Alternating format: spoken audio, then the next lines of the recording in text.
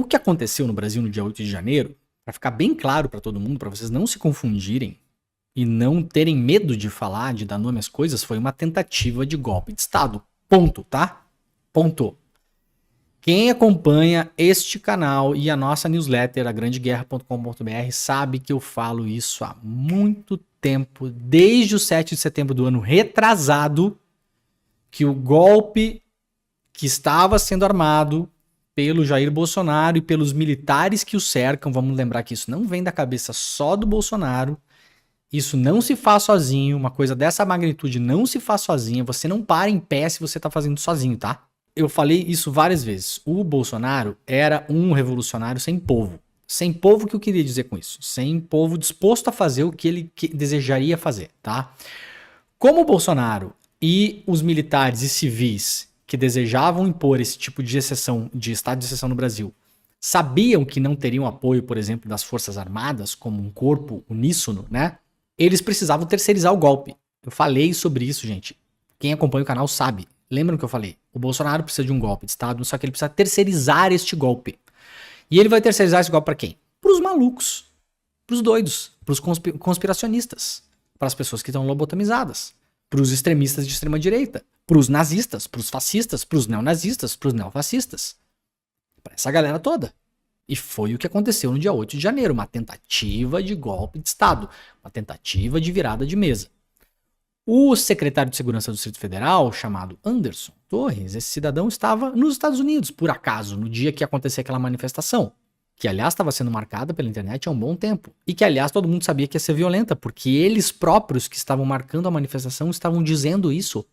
Isso está documentado, fartamente documentado, que a manifestação seria para invadir os prédios. E várias pessoas falavam, inclusive, em ir lá e quebrar tudo, e tacar fogo, e não sei o quê. Isso está documentado. O que fez o Anderson Torres? Viajou para os Estados Unidos, deixou o efetivo da Polícia Militar do Distrito Federal, que era a responsabilidade dele, lá embaixo, e aconteceu o que aconteceu. Muito bem. A Justiça emitiu uma voz de prisão contra ele. Ele voltou ao Brasil e foi preso. Mas antes disso, a Polícia Federal fez uma busca e apreensão na sua casa e descobriu uma minuta de um decreto que seria assinado pelo Jair Bolsonaro, tá lá embaixo o nome do Jair Bolsonaro, com a data em aberto, né?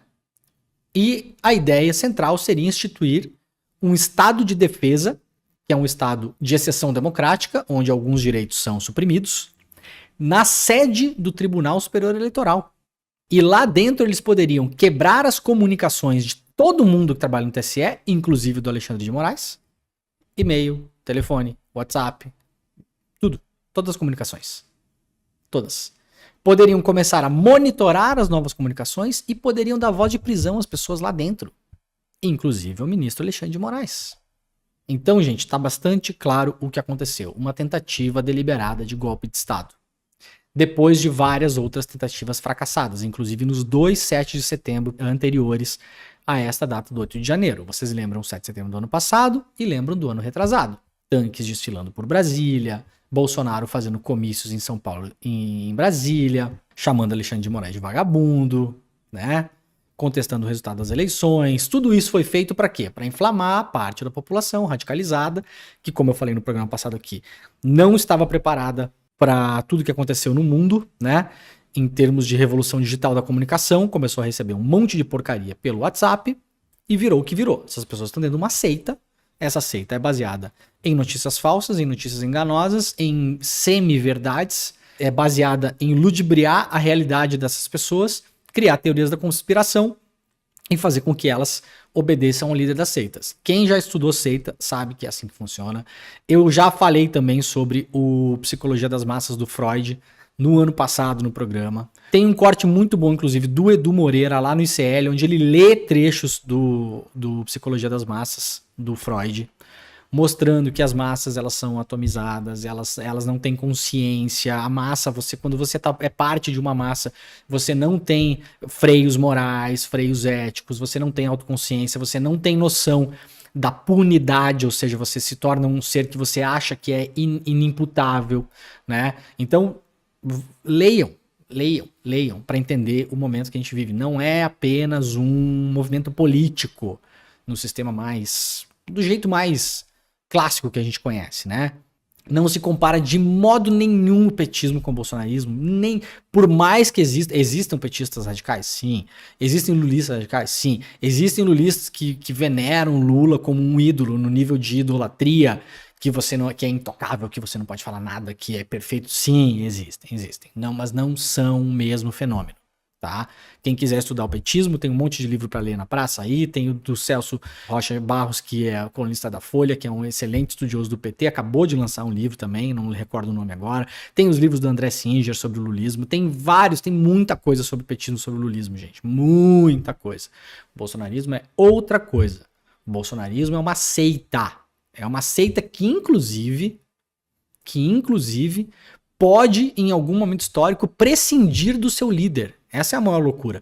Se o Bolsonaro desaparecer amanhã, como aliás já tá meio desaparecido, né? Muitas dessas pessoas radicalizadas vão continuar se radicalizando dentro da seita, mesmo sem a figura do Bolsonaro. E o objetivo final dessas pessoas é destruir as bases da nossa democracia e instaurar uma ditadura militar. Eles chamam de qualquer outra coisa, intervenção federal, não interessa o nome. Você mudar o nome de um cachorro para gato, o cachorro não vira um gato, né? Ele continua sendo um cachorro. Então, o que essas pessoas querem é destruir as instituições, instaurar um estado de defesa, um estado de exceção, uma ditadura no Brasil, acabar com a classe política, acabar com as ONGs, acabar com a imprensa, destruir as universidades, etc e tal. Tá tudo dentro desse bolo, isso é uma seita, tá? E o motivo é o medo do comunismo, da ameaça vermelha, de perder o não sei o quê, de tomar seu Corsa, de tomar sua casa, tudo isso é uma seita, gente, uma seita. Essa seita foi a seita que invadiu Brasília, tá? Uma parte deles, pelo menos porque não tava todo mundo lá, né? Quem perdeu e quiser ler a Minuta do Golpe está na minha newsletter, agrandeguerra.com.br, assina, é de graça, você vai receber aí na sua caixa de e-mails. E lá diz claramente que o estado de defesa seria para encampar o prédio do TSE. E o objetivo seria fazer uma análise das eleições, né? Esse seria o objetivo. Fazer uma análise das eleições, para ver se as eleições tinham sido realmente limpas ou não. E para isso eles poderiam mandar prender qualquer pessoa dentro do prédio e confiscar todas as comunicações das pessoas, tá? Obviamente, o objetivo disso era dizer que as eleições não tinham sido limpas e decretar posteriormente esse estado de defesa, talvez um estado de sítio. E aí sim, de fato, chegar à concretude do golpe. Os militares são sócios da tentativa de golpe do 8 de janeiro, nunca esqueçam disso. O exército brasileiro, principalmente, é sócio e ator, um dos atores principais da tentativa de golpe de Estado que aconteceu no dia 8 de janeiro.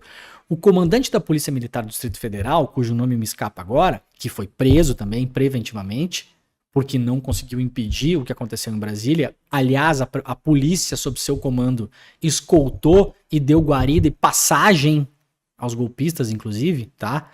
Ele deu um depoimento essa semana, um depoimento bastante contundente. Obviamente, todo mundo agora vai querer defender o seu, né, gente? Não tem santo nessa história, todo mundo vai querer tirar o seu da reta, mas as coisas vão escapando. Escapa uma coisa aqui, escapa uma coisa ali, escapa uma coisa colar. O que ele falou? Ele tentou por 5 vezes mobilizar efetivo da Polícia Militar para desmantelar o acampamento na frente do QG do Quartel-General de Brasília. E foi impedido pelo Exército. Impedido pelo Exército. Por quê? Vocês sabem por quê? Porque tinha familiares e militares nesses acampamentos. Quem passou pelo acampamento de Brasília foi, por exemplo, a mulher do general Vilas Boas, o general golpista, o general dos tweets famosos, que foram lidos ao vivo no Jornal Nacional, ameaçando o Supremo Tribunal Federal caso não prendesse o Lula. Esse general, a mulher dele, foi uma das pessoas que frequentou esse acampamento de Brasília. E outras esposas de militares da ativa e da passiva, como eu brinco aqui, né? E também militares. O Exército de Brasília guardou materiais dos acampados dentro das suas dependências. O Exército Brasileiro é sócio e ator dessa tentativa de golpe. E eu acho que o PT, vendo o tamanho desse buraco, tá com medo de botar a mão. Tá? De modo fundado, mas também foram eleitos para quê? Para passar pano, para isso tudo? Agora, tem que se dar tempo ao tempo também, né? Essas coisas não vão acontecer de uma hora para outra. Não vai baixar lá o Flávio Dino e dar ordem de prisão pra ninguém, né? Vamos esperar as investigações, vamos ver como é que elas vão avançar. E torcer para que não aconteça o que aconteceu na CPI da pandemia, né? Apareceram vários militares lá e nenhum deles foi punido por absolutamente nada, né? Elcio Franco, General Pazuello, tinha uma pá de militar lá, né? Tinha uns 10 militares naquela bagunça toda no Ministério da Saúde, né? Não aconteceu absolutamente nada. Aliás, Pazuello se elegeu. Tá eleito aí. Não acho que vai acontecer nada com a senhora Vilas Boas. Não vai acontecer. Mas é isso, né? Como lembra a Zelina Silvano, o Lula já exonerou os militares que estavam no Palácio do Planalto. Agora, tem 6 mil militares no mínimo aí na máquina, né? 6 mil, gente. 6 mil, tá? Quase metade dos cargos, isso durante o governo Bolsonaro, não sei se continua assim, tá? O último levantamento que saiu, quase metade dos cargos de confiança, de importância da administração federal, ou seja, de ministro a diretor de estatal, a diretor de agência reguladora, a secretaria executiva, esses cargos importantes dos ministérios, das agências, das empresas estatais, da Itaipu Nacional, etc e tal. Quase metade era ocupado por militares. Quase metade. E fora eles, tem mais de 6 mil militares na máquina pública do Executivo Federal. O bolsonarismo, pelo Bolsonaro ser um cara que não tem histórico partidário, o Bolsonaro é aqueles típicos fisiológicos que já teve 1000 partidos na vida e vai onde o vento sopra, né? Tanto é que foi eleito por um partido, pelo PSL, ficou boa parte do tempo na presidência sem partido nenhum e depois tentou a reeleição pelo PL. Quase que eu falei foi eleito pelo PL. Deus me livre, graças a Deus. Graças a Deus que não, né? Vejam a diferença, tá? Quando o Fernando Henrique ganha as eleições, o Fernando Henrique tem um partido por trás dele, que é o PSDB, e a sua coalizão. Quando o PT ganha a eleição, o PT tem um partido por trás do Lula e da Dilma, e a sua coalizão. Quando o Bolsonaro ganha a eleição, ele não tem um partido por trás de si. O que significa isso? Ele não tem pessoas de confiança suficientes sequer para montar um ministério. Não tem gente de confiança suficiente. O Bolsonaro não é um cara que fez política a vida toda. O Bolsonaro fez politicagem para proveitos pessoais. São coisas diferentes, né? Então, qual foi o partido que o Bolsonaro levou pro governo para conseguir tocar a máquina mesmo? Agora sem fazer juízo de valor. Para conseguir tocar a máquina, para conseguir ter ministro, para conseguir ter secretário executivo do Ministério da Saúde, para conseguir ter diretor da ANAC, para conseguir ter gente no IBAMA, na FUNAI, no ICMBio, para conseguir ter gente na máquina. Gente, o negócio é gigante, né? Não é? Você não consegue, não é ganhar uma eleição e chamar 3 amigos. O Bolsonaro usou o Exército, a Marinha e a Aeronáutica. O partido levado pelo Bolsonaro para o poder, para conseguir tocar a máquina. Não tô fazendo juízo de valor nesse momento. Pode ter pessoas competentes e pessoas incompetentes, pessoas boas e ladrão no meio disso. E possivelmente tem tudo isso no meio disso. Tá? E o que mais tem, inclusive, são pessoas nos lugares errados. Um sargento da PM na FUNAI, sei lá o que, essas coisas, entendeu? No Museu do Índio, no Rio de Janeiro. Né? Que tem essas coisas. Tem, tá? O Bolsonaro teve que levar as Forças Armadas, porque não tinha partido. O Bolsonaro não tem o PT por trás. Não tem. O Bolsonaro não tem todas as entidades que são ligadas ao PT, que quando você vai montar o Ministério dos Direitos Humanos, você sabe que você consegue montar um tronco, né? Uma coluna vertebral. Aqui vou chamar esse, daí esse cara vai chamar essa pessoa, essa pessoa. Bom, então tá. Então o Ministério dos Direitos Humanos a gente vai montar a partir disso aqui. Você tem que montar uma equipe. E o Bolsonaro não tinha isso. O Bolsonaro levou o Exército Brasileiro. E a Marinha e a Aeronáutica também. Os 3, né? Então agora, para esvaziar isso, cara, não é rápido não, tá? O Exército sendo ator principal dessa tentativa de golpe, porque eles não puseram explicitamente as asas de fora? Parece que eles ficaram mais no suporte. Porque o Exército não tem unanimidade dentro das Forças Armadas para dar nenhum tipo de golpe de Estado, tá? Porque o Exército fez um jogo duplo nessa história toda. E o jogo duplo é deixar claro para a sociedade que uma parte importante do Exército é legalista e não compactuaria com um golpe, etc e tal. Como fizeram isso? Soltando uns offs na imprensa, né? Plantando umas informações aqui e ali. Então a gente sempre teve a ideia de que quando o Bolsonaro aloprava muito, quem segurava a onda dele eram os militares. Então você passa para a sociedade uma ideia de que os militares são moderados, são pessoas inteligentes e não querem bagunça. Ao mesmo tempo, uma outra parte do Exército queria sim um golpe, junto com o Bolsonaro, militares da ativa. Então você tinha essas duas, digamos, correntes dentro do Exército. Elas não são antagônicas, como pode parecer. Então não tem um antagonismo assim forte, né? Os militares não estão brigando entre si por causa disso. São correntes antagônicas. Porque vença a corrente que vencer, as Forças Armadas vão estar no poder de todo modo, né? Esse é o ponto. Então por isso que não foi assim uma coisa explícita de colocar tanques nas ruas.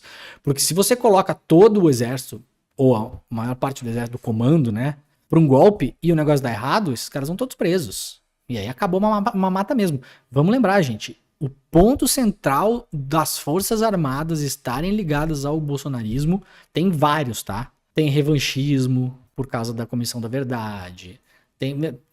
Sim, ó, tem muita coisa.